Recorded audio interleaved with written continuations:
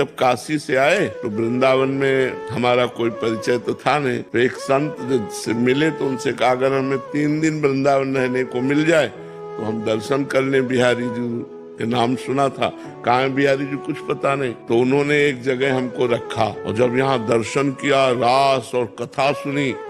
उस समय बड़े सिद्ध महापुरुष थे मथुरा दास जी, वो भक्तमाल की चर्चा करते थे, बड़े सिद्ध, वाणी से अमृत टपकता उनकी। अब तो मन रम गया और जिस आश्रम में रखा वहां संत सेवा होती थी, तो वहां हटाने का कोई नाम नहीं था। तो 2-3 महीने व्यतीत हो गए, लेकिन वहां वातावरण जो था वो आश्रम का था और काशी में घाट में रहते एकांत वातावरण में, तो एकदम मन भागा कि एकांत मिलना चाहिए जिससे हम निरंतर भजन कर सके। अब वहाँ एकांत तो हमारा कोई परिचय नहीं। मदन मोहन का टीला देखा है? इस टीले पे चढ़ करके एकांत में दोपहर के समय खूब रोए भगवान से, आर्त भाव से।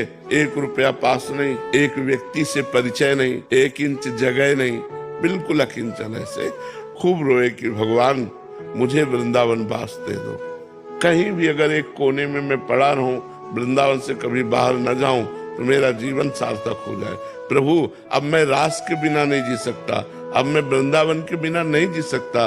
रोए बच्चा, जब खूब रोए, घंटों रोए और रो करके अब सोचा कि अब चलो काशी चलते हैं। पुनः जैसा हमारा जीवन था, तो जो ही उतरे तो एक छोटी सी इतनी बड़ी लाली गौर वर्ण की हमारा चला पकड़ा। दोपहर का समय था और बस ऐसे घूमने लगी चारों तरफ और बोले थे जाएगो बाबा जाएगो।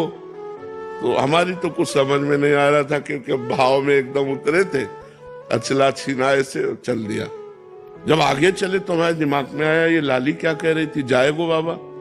हम ऊपर सोच के आए कि काशी जाना है, ये क्या, ये लाली क्यों।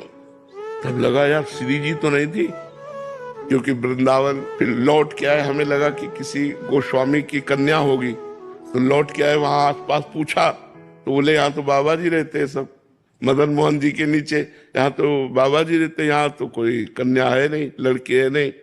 बस हमारे समझ में आ गया कि हमारी लाडली जू हमारे छोर को पकड़ लिया।